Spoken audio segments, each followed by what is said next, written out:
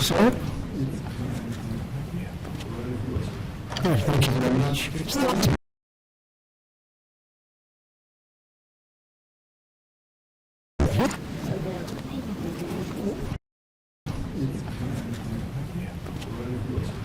thank you very much. Good. And thank you all for being here. It was very exciting. It was a very exciting day for we just had a big tariff meeting, reciprocal tariffs.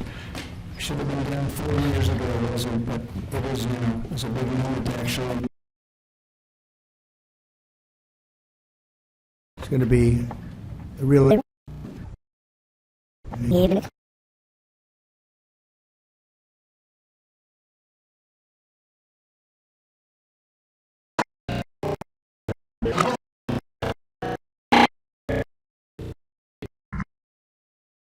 To be protected. And whether you're in a blue state or red state, I'm going to do everything I can to work with you, whether you're Democrat or Republican, to restore child's health in this country.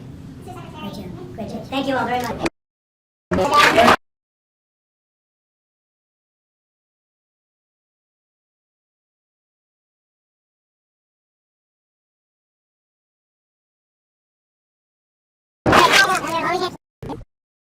Great job. Thank you all very much. All right, guys.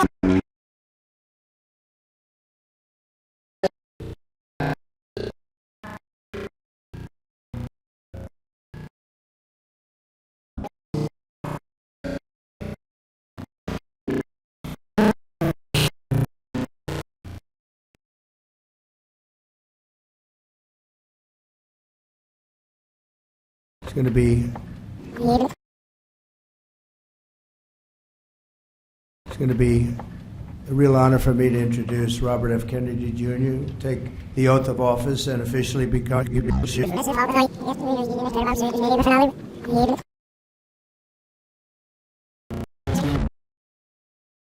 ago, it wasn't, but it was, it was a big moment actually. It's going to be.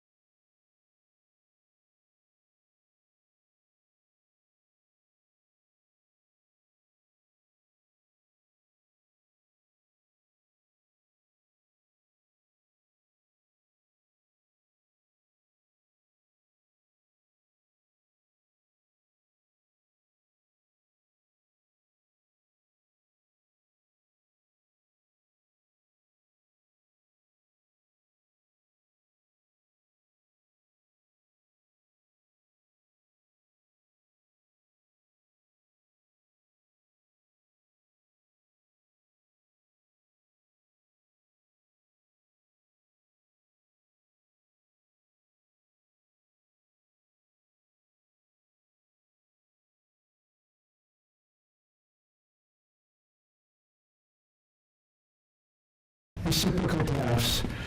Should have been done 4 years ago, it wasn't, but it is now. It's a big moment to actually.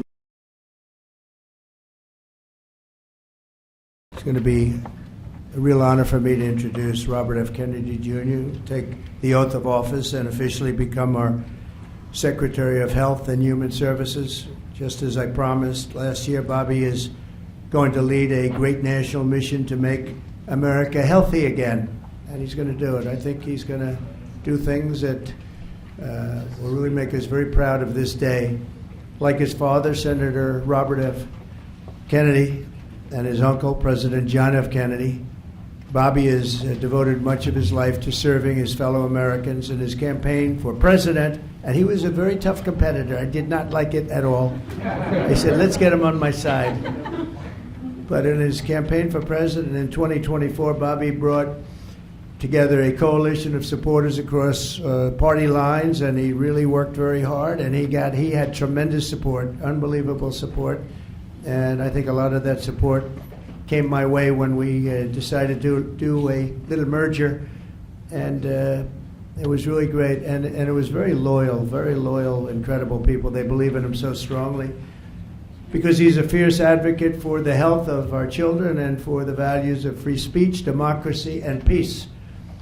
And people are going to be very impressed, I have no doubt. I've known him a long time. He's been a friend of mine a long time.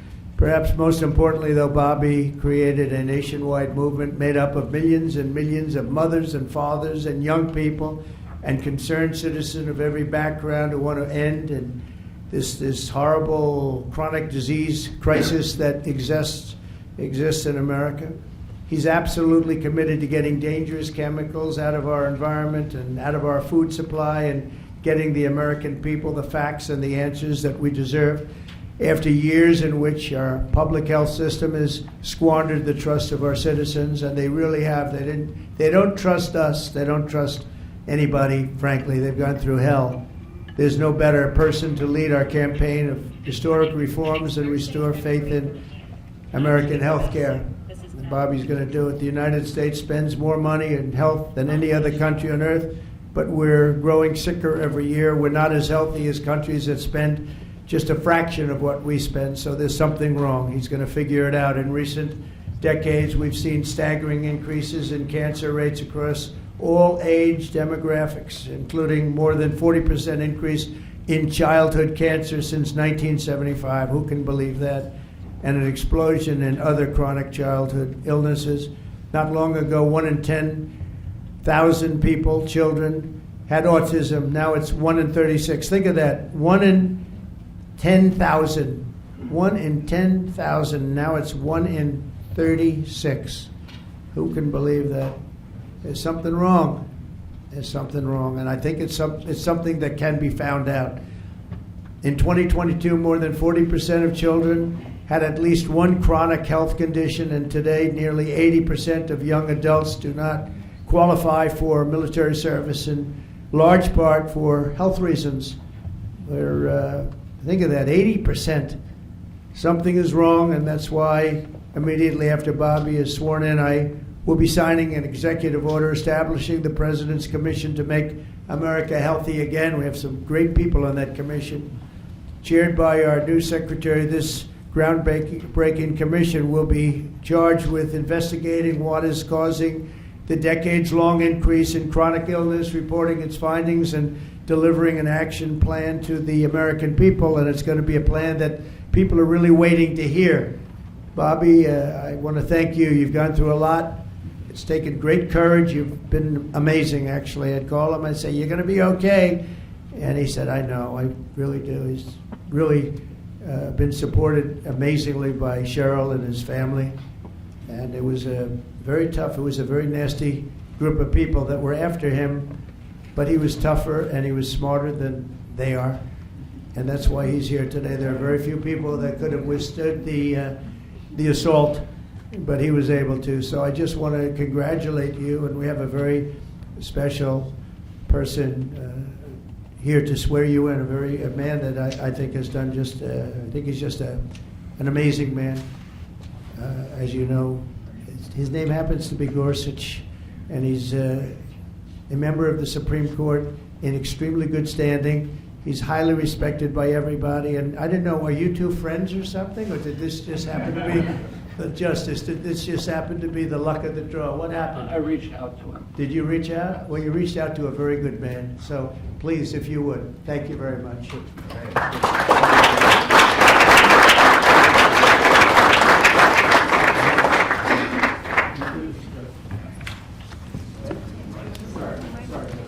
Oh, this has to be done We'll do first. this first. So, I'm going to make this a good one, right?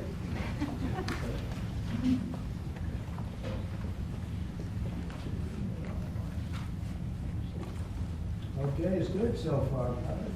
Good. It's a 10.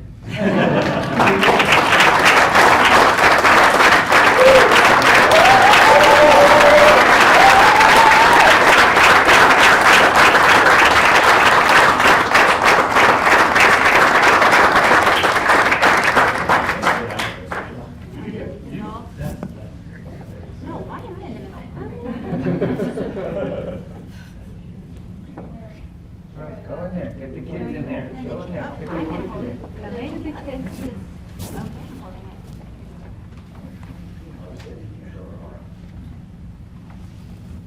Over here, please. All right.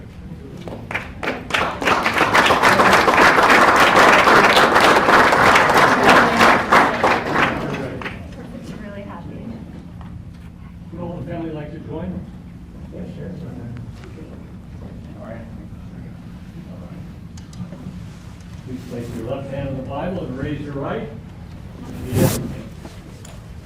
I, Robert F. Kennedy Jr., I, Robert F. Kennedy Jr., do solemnly swear do solemnly swear that I will support and defend that I will support and defend the Constitution of the United States the Constitution of the United States against all enemies, against all enemies, foreign and domestic, foreign and domestic, that I will bear true faith and allegiance to the same, that I will bear true faith and allegiance to the same, that I take this obligation freely, that I take this obligation freely without any mental reservation without any mental reservation or purpose of evasion, or purpose of evasion, and that I will well and faithfully discharge and that I will well and faithfully discharge the duties of the office the duties of the office on which I am about to enter. on which I'm about to enter. So help me God. So help me God. Congratulations, Mr. Secretary.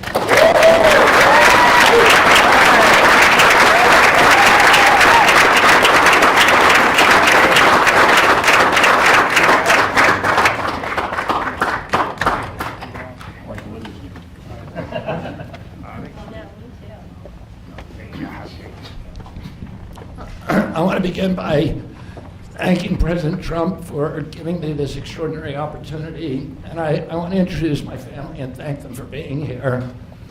My wife Cheryl, my cousin Anthony Shriver, my daughter Kik, my other daughter Kira, Carolina Shriver, Joey Shriver, Jackson Hines, and Amaryllis Kennedy.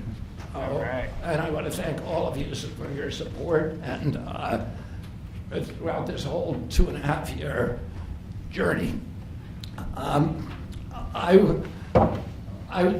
first time in this Oval Office was in 1961, and I came here to meet, or 1962. I came here and I had a meeting with my uncle, who was president then, where we talked about the environment.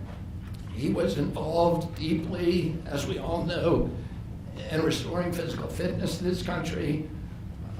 He challenged at one point during his administration, he challenged Americans to do a 50-mile walk, which I ultimately did, but I remember the day that my father completed his walk. We were staying up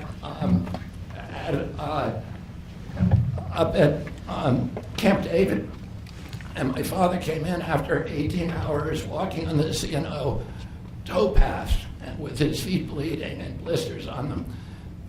My father had one of his best friends was Al Lowenstein.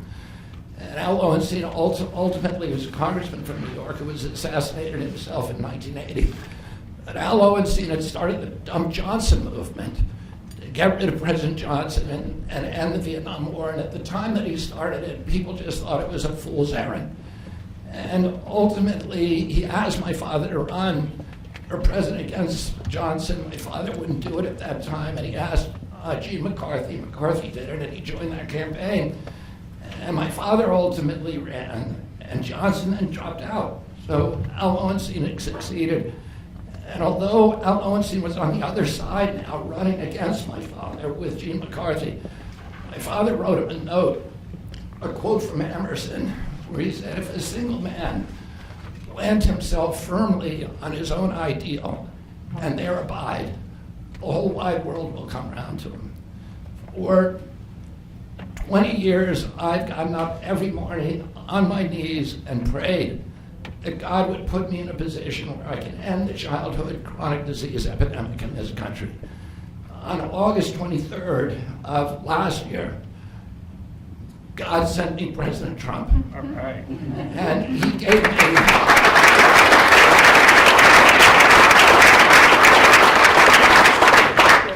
he's now given me, he's kept every promise that he's made to me.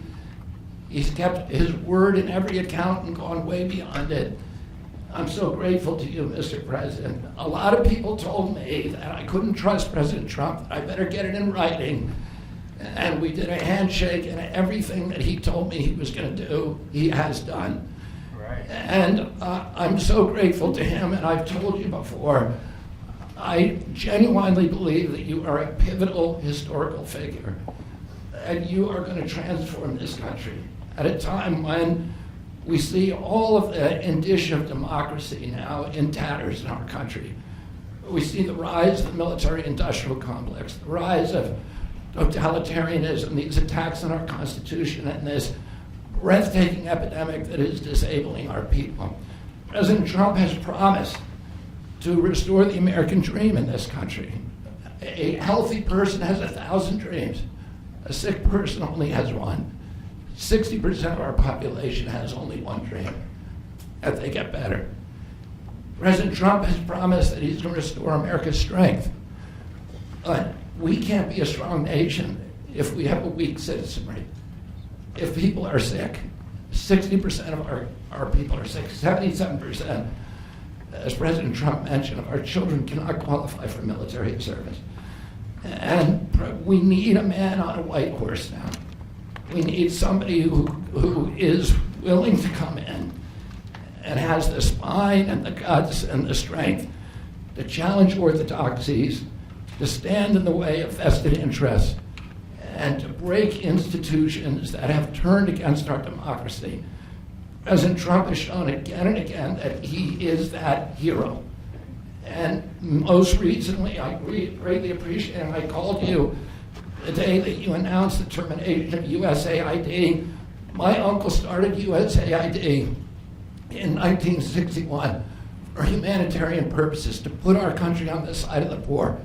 It has been captured by the military-industrial complex. It has become a sinister propagator of totalitarianism and war across the globe. And very few people understand how sinister this agency really is. And President Trump saw that, and he stood up to it with a masterstroke.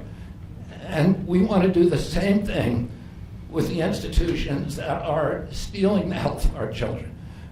We need a revolutionary figure, and you are that figure, and I'm very grateful for you for giving me this opportunity. I want to recognize some of the allies that I've had in this battle for a long time: Senator Rand Paul, Senator Ron Johnson, Senator Roger Marshall, Marjorie Taylor Greene, and Buddy Carter, who've all been champions of the MAHA agenda before I even came along. I'm very grateful for you for standing strong. Thank you very much, President.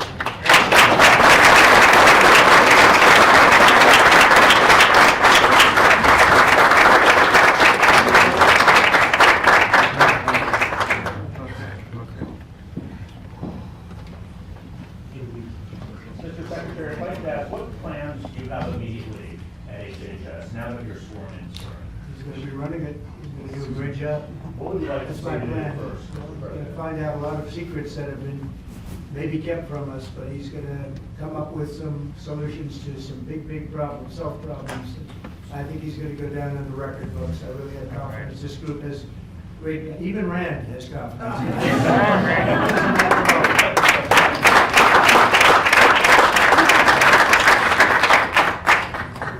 If I could ask you, Mr. Secretary, do you plan to fire anyone immediately, or what are your plans on day one, which I guess is today? Our plans are radical transparency and returning gold standard science, the NIH, the FDA, and CDC, to ending the corruption, ending the corporate capture of those agencies, getting rid of the people on those panels that have conflicts of interest. We can do unadored and unimpeded science rather than the kind of product that is coming out of those agencies today. Mr. Secretary, may I ask, how do you address concerns that some Americans may have about the response on vaccines?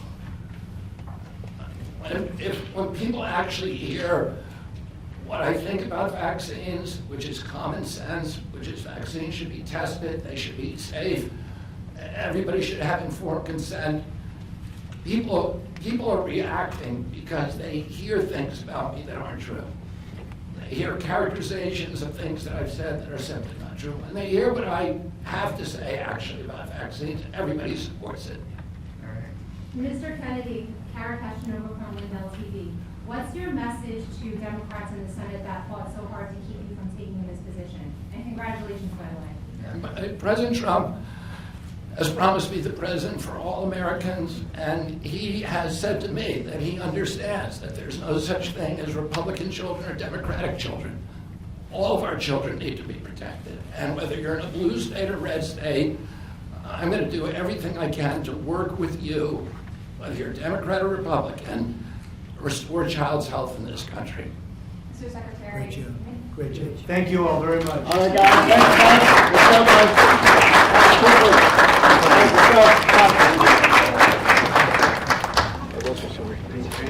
Thank you. Thank you, guys. Let's go. Quickly, please. Quickly, guys, come on.